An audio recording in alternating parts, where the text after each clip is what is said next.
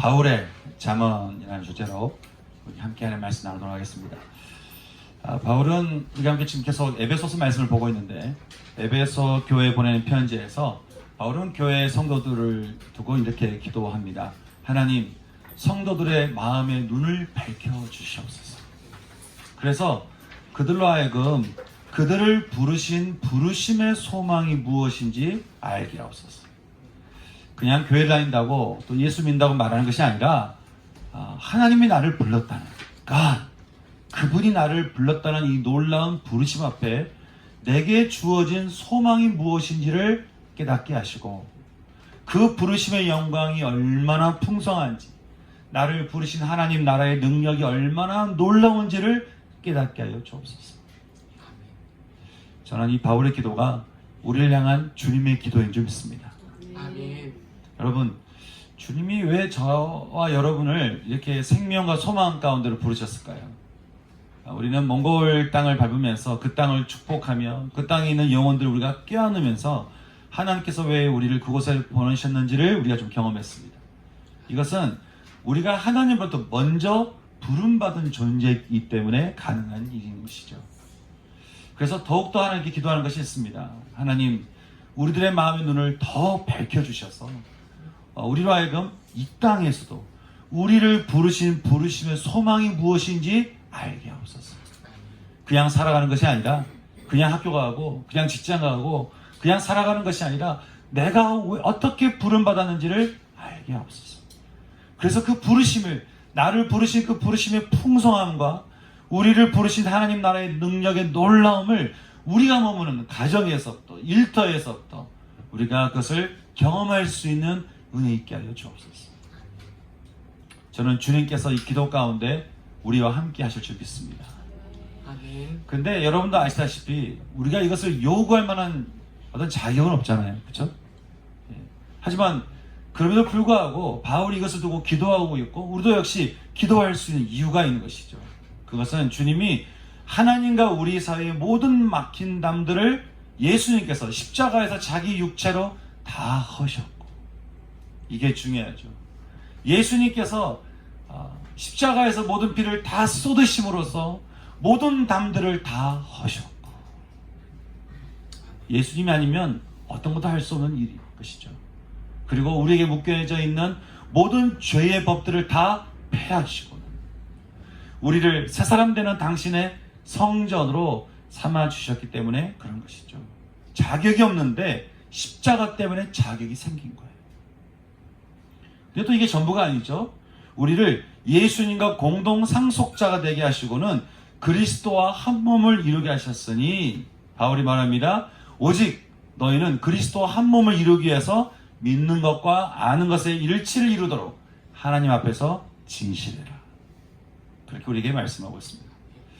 날마다 진리의 거울 앞에서 이방인의 옷, 유혹의 욕심을 따라 우리를 부패시키는 옛사람의 옷을 벗어버리고 우리에게 날마다 새 사람의 옷을 입혀주시는 그 하나님의 손길 안에, 그 하나님의 그 품 안에서 하나님을 닮아가는 삶을 살라고 그렇게 우리에게 말을 하고 있는데요. 사랑하는 성도 여러분, 저는 또 다시 말씀드리지만 정말 저는 하나님 앞에 저와 여러분이 참 진실되었으면 좋겠습니다. 있는 모습 그대로 하나님 앞에 우리가 진솔하게, 정직하게 그렇게 나아갈 수 있으면 좋겠어요. 그리고 날마다 하나님의 손을 타는 사람이 됐으면 좋겠어요.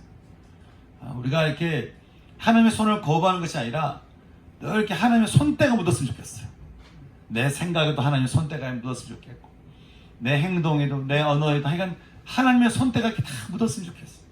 그래서 하나님과 함께 호흡하면서 하나님을 닮아갈 수 있는 사람, 저는 그런 인생이 저와 여러분의 인생 될 수 있기를 소망합니다. 이렇게 우리를 그리스도의 몸으로 불러주신 그 하나님의 손길 아래서 하나님의 닮은 자가 되게 하는 이 영광된 부름 앞에 우리가 그 영광의 부르심 따라 사는 지혜를 두고 오늘 바울은 말씀에서 잠언과 같은 말씀을 우리에게 전해주고 있는데, 바울이 우리에게 전해주는 지혜 말씀, 잠언과 같은 말씀은 이렇습니다. 먼저 우리 15절과 16절 말씀 우리 같이 한번 읽어볼까요? 같이 읽겠습니다. 시작. 그런즉 너희가 어떻게 행할지를 자세히 주의하여 지혜 없는 자같이 하지 말고 오직 지혜 있는 자같이 하여 세월을 아끼라. 해가 아니라. 바울은 우리에게 이렇게 권면합니다. 하나님으로부터 부름받은 성도들이요, 이 부름 앞에 지금 너희가 어떤 인생길을 걸어가고 있는지 자세히 살펴보라는 거예요. 우리 인생길을 좀 생각해 볼 때 우리는 이사야서 53장 6절 말씀을 좀 생각해 볼 필요가 있는데요. 말씀이 이렇습니다. 우리는 다 양 같아서 그릇 행하여 각기 제 길로 간다는 것이죠. 그 말은 사람들은 우리를 부르는 목자의 음성과 시선을 따라가는 게 아니라 당장 내 눈앞에 보이는 풀밭을 따라갑니다. 당장 내 눈에 보기 좋은 데로 따라가고요. 그래서 목자가 어디로 인도하는지보다는 관심이 내 마음에 관심이 있어요. 그래서 목자와는 상관없이 내가 옳다고 여기는 대로 내 눈에 보기 좋은 대로 그렇게 길을 가면서 길을 잃어버린다는 거예요. 길을 잃어버린다는 거예요. 그래서 그렇게 길을 잃어버리면서 잘못된 길을 가면서도 문제는 그 길을 고집한다는 것이죠. 제가 보니까요, 사람의 고집과 하나님의 뜻이 만나면 우리는 하나님의 뜻이 이길 것 같잖아요. 근데 제가 20년 가까이 이렇게 목회를 해보니까 사람의 뜻이 이기던데요. 사람의 생각과 하나님의 뜻이 만나면 하나님의 뜻이 이겨야 되는데 대부분의 사람의 생각, 자기 고집이 하나님을 이기는 거예요. 우리가 하나님 앞에 되게 말은 그럴싸하게 합니다. 이스라엘 백성들처럼 주의 말씀이 저에게 좋든지 좋지 않든지를 막론하고 제가 순종하겠습니다라고 말은 하지만 막상 내 생각과 다른 말씀을 하신 것 같거나 내 귀에 듣기 좋은 말이 아니면 우리는 수없이 변명하고 결국 자기 갈 길로 가버린다는 것이죠. 여러분은 목자 되시는 예수님 앞에 어떤 양인 것 같습니까? 순순히 따라가는 양입니까? 아니면 자꾸 길을 잃어버렸다가 또 한 대 맞고 다시 돌아왔다가 잃어버렸다가 또 한 대 맞고 돌아왔다가 여러분 어떤 양이십니까? 바울은 말합니다. 지금 당신은 어떤 길을 걸어가고 있는지 당신의 길을 자세히 살펴보라는 거예요. 그러면서 이렇게 권면을 하죠. 세월을 아끼라. 이는 때가 악하다라고 하는 것이에요. 세월을 아끼다라는 이 말을 지역해보면 좀 재밌는 표현이 됩니다. 여러분, 이 말씀이 이렇습니다. 여러분은 살아갈 때 가장 좋은 시간대를 살아가십시오. 이것을 있는 그대로 해보면 이렇게 표현이 됩니다. 당신이 지금 어떤 길을 걸어가고 있는지 당신의 삶을 자세히 살피면서 당신이 취할 수 있는 가장 좋은 시간대를 살라는 거예요. 여러분, 바울이 이야기하는 좋은 시간은 어떤 시간일까요? 헬라어로 시간을 말할 때 쓰이는 두 가지 단어가 있습니다. 하나는 연대기적인 크로노스의 시간이 있고요. 또 하나는 특별한 시간대를 가리키는 카이로스의 시간이 있습니다. 우리가 아침에 일어나서 또 밥 먹고 일 나가고 12시쯤 되면 이제 배고프죠. 밥 먹어야죠. 밤에는 이제 피곤하게 집에 와서 자야죠. 이런 것은 누구나 경험하는 크로노스의 시간입니다. 그런데 그 시간 중에 어떤 이는 아침의 시간을 떼어서 말씀을 펼쳐놓고 기도하고요. 어떤 이는 잠들기 전에 주 앞에 무릎 꿇고 하나님께 기도하는 거예요. 또 어떤 이는 근심 가운데 있으면서도 은혜의 주님 앞에 항상 기뻐하고요. 어떤 이는 가난한 가운데 있음에도 불구하고 주님이 베푸신 것을 가지고 오히려 많은 사람들을 부욕해 하는데 살아갑니다. 시간을 씁니다. 또 어떤 이는 아무것도 없는 것 같지만 늘 감사하면서 모든 것을 가진 자처럼 살아가는 것이죠. 그래서 데살로니가전서 5장 말씀처럼 항상 기뻐하며 쉬지 말고 기도하며 범사의 모든 일을 감사하며 살아가는 것입니다. 하나님의 시간대에서 특별한 순간인 카이로스의 시간을 살아가는 거예요. 더구나 이 시간을 아끼다 이 말은요, 마치 이게 무언가 값을 치르고 물건을 사는 것 같은 뜻이 포함되어 있는데, 이 말은 우리에게 놓여진 시간들을 그냥 흘러가도 내버려두지 말라는 거예요. 그냥 내버려두지 말고 하나님의 뜻을 따라서, 하나님의 시선을 따라서, 하나님이 기뻐하시는 그 방법을 따라서 하나님 나라의 카이로스의 시간을 내가 취해서 그 시간대를 살라고 하는 것이죠. 근데 여러분, 그냥 연대기적인 크로노스의 시간대를 살면 어떻게 될까요? 우리 굉장히 본능대로 살아가게 됩니다. 느끼는 대로 삽니다. 감정 나는 대로 삽니다. 생각나는 대로 삽니다. 눈에 보기 좋은 대로 삽니다. 그냥 다들 자기 옳다는 대로 그냥 살아가는 거예요. 그게 크로노스의 시간이에요. 그래서 평안하기보다 늘 불안해요. 안식하기보다 늘 뭔가 근심이 있어요. 걱정이 있어요. 왜냐하면 죄가 주장하는 이 세상의 시간대는 어떻다는 거예요? 악하기 때문에 그렇다는 거예요. 그리고 우리가 살아가는 이 세상은 이미 부패되어 있어서 인간이 아무리 어떤 노력을 한다 할지라도 절대로 회복할 수 없는 이 세상의 결국은 심판이기 때문에 그렇다는 것이죠. 그러니 죄의 소용돌이 속에서 심판의 때를 향해 가는 이 세상의 시간대에서 바울은 말하기를 너희의 인생이 그냥 흘러가는 대로 내버려 두지 말고 이 세상 가운데 임하고 계시는 하나님 나라의 시간대, 그 카이로스의 시간을 살라고 말씀하는 것입니다. 그러면서 그 시간대를 살기 위한 세 가지 지혜의 이야기를 우리에게 얘기를 해주고 있는데, 그 첫째는 17절 말씀. 우리 17절 말씀 같이 읽어볼까요? 같이 읽겠습니다. 시작. 그러므로 어리석은 자가 되지 말고 오직 주의 뜻이 무엇인가 이해하라. 아멘. 오직 주의 뜻이 무엇인가 이해하라. 이게 첫 번째 지혜인데요. 여기서 어리석은 자라는 것은 지식이 없다든지 가진 게 없는 것을 말하는 게 아닙니다. 성경이 말하는 어리석다라는 것은 죄된 세상의 흐름대로, 죄된 마음이 흐르는 대로, 감정이 가는 대로 그것을 제어하지 못하는 것이 어리석다는 거예요. 여러분도 알다시피 죄된 세상은 얼마나 우리를 요동치게 하는지 모릅니다. 수많은 생각들이 우리 마음을 절망기도 하고 실망기도 하고 걱정에 빠지기도 하고 근심에 빠지기도 합니다. 여러분, 그럴 때마다 우리가 이렇게 저렇게 막 휘둘리면 우리가 얼마나 정신없겠어요. 그러니 바울이 말하는 것이죠. 끊임없이 밀려드는 죄된 세상의 파도를 내버려 두지 말라는 거예요. 여러분도 말을 이제 타보셨으니 알겠지만 말 고삐를 이렇게 꽉 쥐듯이 그거를 제어하고는 이제 어떻게 하라는 것이죠? 오직 주님의 뜻이 무엇인지를 이해하라는 거예요. 주님의 뜻을 이해한다고 하는 것은 주님이 무엇을 원하시는지, 주님이 무엇을 갈망하시는지, 주님이 무엇을 기뻐하시는지를 생각하라는 거예요. 여러분, 지금 이 순간 예배드리는 여러분 마음 가운데 여러분의 마음보다는 한번 생각해 보시죠. 주님이 지금 무엇을 가장 기뻐하실까? 내 삶을 통해서 하나님께서 무엇을 기뻐하시는 걸까? 내 삶을 통해서 하나님께서는 무엇을 갈망하실까? 무엇을 원하실까? 우리는 자꾸 나를 생각해요. 그래서 무엇을 먹을까? 무엇을 입을까? 무엇을 마실까? 여기에 생각하는 것이죠. 많은 외국분들이 한국 사람이랑 대화하면서 제일 재밌게 생각하는 게 아침 먹으면서 점심 이야기하고 점심 먹으면서 저녁 뭘 먹을까 이야기하고 하루 종일 한국 사람들이 있다 보면은 계속 먹는 걸 이야기해요. 여러분, 우리 생각을 좀 바꿔서 우리가 이것을 하든 저것을 하든 간에 지금 이 순간 주님을 뭘 원하실까?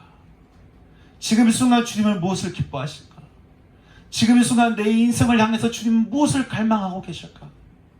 내 인생을 향해서 주님은 무슨 뜻을 갖고 계실까? 나를 이 세상에 보내신 분이 하나님이신데 하나님은 지금 이 순간 나에게 무엇을 원하시는 걸까? 이것을 어떻게 해요? 이것을 생각하며 살라는 거예요. 예레미야 44장에 보면 사람들이 하나님에 대한 판단 기준을 자기 입에 들어가는 음식으로 판단하는 것을 봅니다. 이집트를 떠났던 이스라엘 백성들이 그랬죠. 그들이 말하기를 우리가 이집트에 있을 때는 생선도 먹고 오이도 먹고 참외도 먹고 부추도 먹고 파도 먹고 마늘도 먹었다는 거예요. 그것이 생각난다라고 그때가 참 좋았다는 것이죠. 내 입에 달면 하나님이고 내 입에 있으면 마치 하나님이 아닌 것 같이 신앙의 기준을 우리 입맛에 두게 되면 여러분, 우리가 어떻게 하나님의 뜻과 하나님의 마음과 하나님의 비전과 하나님의 갈망을 알 수 있겠어요? 하나님 마음에 가장 합했던 사람이 있습니다. 다윗이죠. 다윗을 보면요, 가족에게 철저히 무시당했던 다윗이었습니다. 다윗은 정말 어렸을 때부터 그는 철저히 아주 그냥 무시당했던 그런 배경을 가졌던 다윗이었는데, 그런 다윗이었지만 그는 자신을 바라보는 사람들의 시선의 마음을 두었습니까? 아니면 어디 마음을 뒀죠? 선한 목자 되시는 하나님께 마음을 뒀어요. 또 장인이자 왕에게 사류위협을 당했을 때 그러면서 도망치던 그런 다윗이었지만 그래도 주변 사람들이 동굴에 사울이 들어왔을 때 빨리 죽이자고 그렇게 난리쳤을 때 다윗은 어떤 선택을 합니까? 계속 도망치는 시간을 선택을 하죠. 왜냐하면 하나님의 마음이 복수를 싫어했기 때문이었어요. 아들 압살롬이 반역해서 아버지를 요단강으로 막 몰아칠 때, 그래서 군대를 끌고 쳐들어왔을 때, 그때 다윗이 무슨 말을 하죠? 군사들에게 말하기를 부탁한다. 너희가 압살롬을 만나거든 나를 생각해서 철이 없는 어린 압살롬, 내 어린 압살롬을 너그럽게 대해라. 왜냐하면 압살롬을 향한 하나님의 마음이 긍휼이고 자비였기 때문에 그렇습니다. 사랑하는 성도 여러분, 여러분의 인생은 어떤 시간대를 살아가고 있습니까? 하나님은 우리가 살아가는 이 시간대를 두고 하나님이 기뻐하실까요? 아니면 근심하실까요? 아니면 침묵하실까요? 저는 우리의 시간대가 로마서 12장 2절 말씀처럼 하나님의 선하시고 기뻐하시고 온전하신 뜻이 무엇인지를 알아서 그 기뻐하시는 뜻을 따라 살 수 있는 저와 여러분 되었으면 좋겠습니다. 왜냐하면 이것이 지혜자의 삶이기 때문에 그런 것이죠. 바울은 우리가 좋은 시간대를 살기 위해서, 세월을 아끼기 위해서 또 규당해야 될 것에 대해서 말씀하는데 18절 말씀입니다. 우리 18절 말씀 같이 읽겠습니다. 시작. 술 취하지 말라. 이는 방탕한 것이니 오직 성령으로 충만함을 받으라. 네. 여기서 술 취하지 말라라고 할 때 이 술은 꼭 의미상으로 알코올만을 이야기하는 것이 아닙니다. 인간을 탐욕으로 몰아가는 모든 것을 말하는 것이죠. 다시 말해서 바울은 우리가 유혹의 욕심을 따라가는 옛 사람의 세상에 취해서는 안 된다라고 하는 거예요. 그것이 술이 됐든, 그것이 돈이 됐든, 그것이 명예가 됐든, 그것이 성적인 것이 됐든, 우리가 그렇게 우리의 마음에 그런 있는 그 탐욕에 취하게 되면은 자연스럽게 따라오는 것이 있대요. 그게 바로 방탕함입니다. 방탕함. 방탕함이라는 단어는 17절의 어리석다는 말과 같습니다. 자신의 생각이나 감정이나 행동을 제어하지 못하는 것을 말하는 것이죠. 여러분, 탐욕을 쫓아가는 인생을 누가 제어하겠습니까?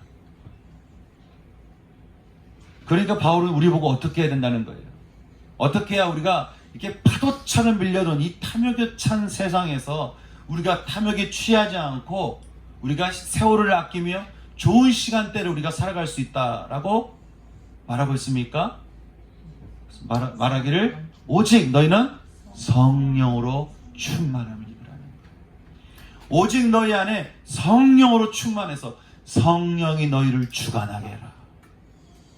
마치 에스겔서 47장 말씀처럼요, 성령이 발목 위만 차는 게 아니라 무릎과 허리를 넘어서 완전히 우리를 잠기게 하고는 성령의 물결 따라 흘러가는 삶을 사는 거예요. 우리가 완전히 성령에 잠기는 충만함으로 살려면 우리는 베드로가 사도행전 2장에서 외쳤던 소리를 기억할 필요가 있죠. 말하기를 너희는 너희가 주인 되었던 삶에서 어떻게 해요? 회개하여 돌이켜서 죄 사함을 받으라는 거예요. 먼저는 돌이켜라. 너의 중심된 삶에서 돌이켜라.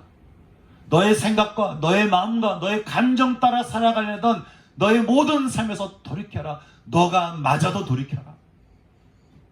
너가 생각에 이게 상식적으로 맞아도 돌이켜라. 그리고 어떻게 해요? 죄 사함을 받아라. 그리하면 누구든지 차별 없이 성령의 선물을 받게 될 것이라.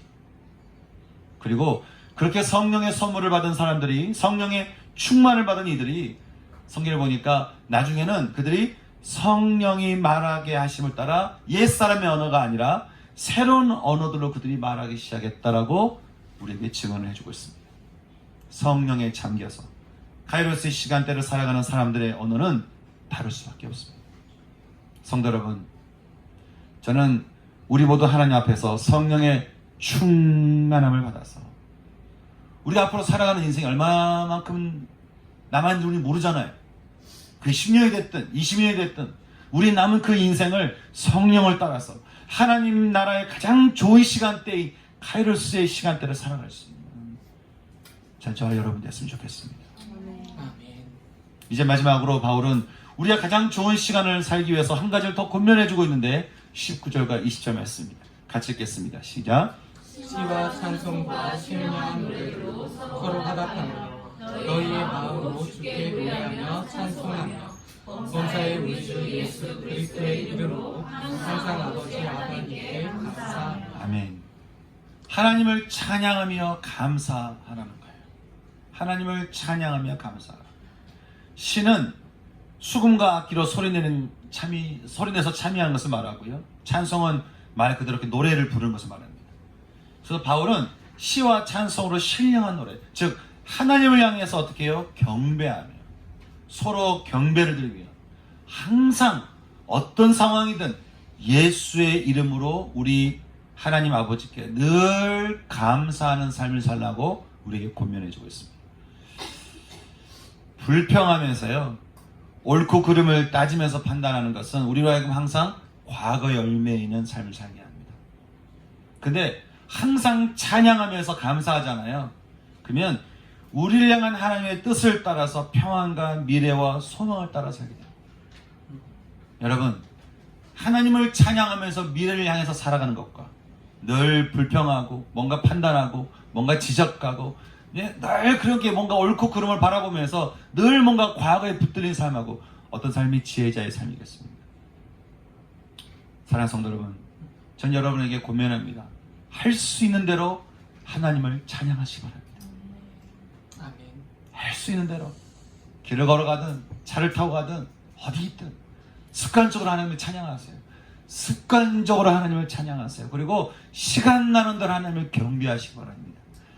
찬양과 경배가 여러분에서 끊이지 않게 하세요. 요즘은 얼마나 좋습니까? 내가 찬양 부르기 힘들면 유튜브 틀어놓으면 찬양이 나오잖아요. 찬양을 듣든 찬양을 하든 늘 찬양 가운데 사세요. 그리고 의도적으로 우리 삶에 은혜를 베풀어 주시는 하나님 아버지께 감사하시기 바랍니다. 여러분, 찬양과 경배와 감사가 습관이 되면 우리 삶이 어떻겠어요? 마귀가 틈을 타겠습니까? 제가 한 번씩 흥얼거리는 찬송가가 있어요. 마치 우리 효준자매가 이 찬송가를 불러서 오늘 함께 찬양을 드렸는데, 빈들의 마른 풀같이 시들은 나의 영혼, 주님이 약속한 성령 간절히 기다려 가물어 메마른 땅에 단비를 내리듯이 주님 성령의 단비를 부어서 나에게 날마다 새 생명 주옵소서. 찬양 들어볼까요? 같이 찬양 드리겠습니다. 빈들의 마른 풀같이 시들은 나의 영혼, 주님이 약속한 성령 간절히 기다리네. 가물어 메마른 땅에 단비를 내리시는 성령의 단비를 부어 새 생명 주옵소서.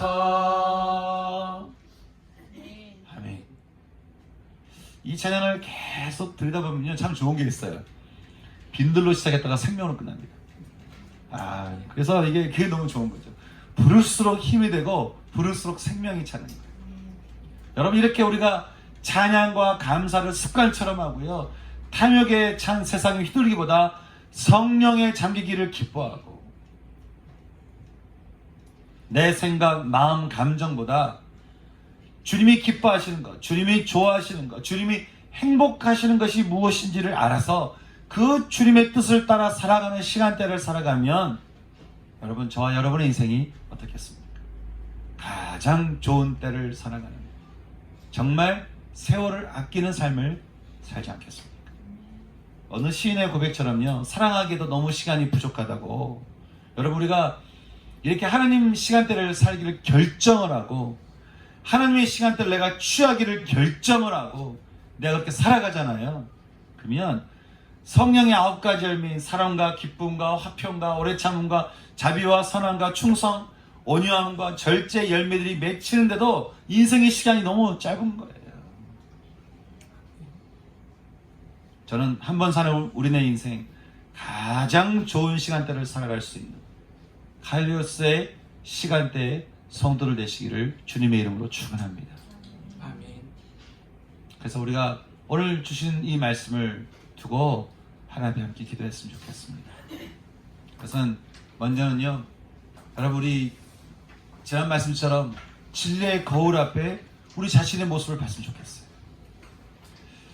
과연 나는 선하신 목자 앞에 순한 양인지, 아니면 고집스러운 양인지, 아니면 생각이 많은 양인지, 아니면 자꾸 이렇게 변명이 많은 양인지. 여러분 어떤 양이십니까? 저는 우리가 목자 되신 주님 앞에 이렇게 거칠지 않았으면 좋겠어요. 순순하게 말씀하시는 대로 내 생각과 달라도, 내가 원하는 것이 아니었다 할지라도, 여러분 주님이 맞잖아요. 내가 맞은 게 아니라 주님이 맞는 거잖아요. 그죠? 아멘. 그러면 예, 아멘 하고 따라갈 수 있는 그런 우리가 됐으면 좋겠습니다. 주님이 기뻐하시는 뜻을 따라 살아가는 우리를 두고 함께 기도하고요, 이것을 위해서 성령이 충만하도록 또 기도하시면서 우리를 끝까지 선하게 인도하시는 주님을 경배하며 감사할 수 있는 이 시간 되었으면 좋겠습니다. 함께 주신 말씀 마음에 기억하면서 함께 기도 나가기 원합니다. 같이 기도하겠습니다. 기도하시겠습니다.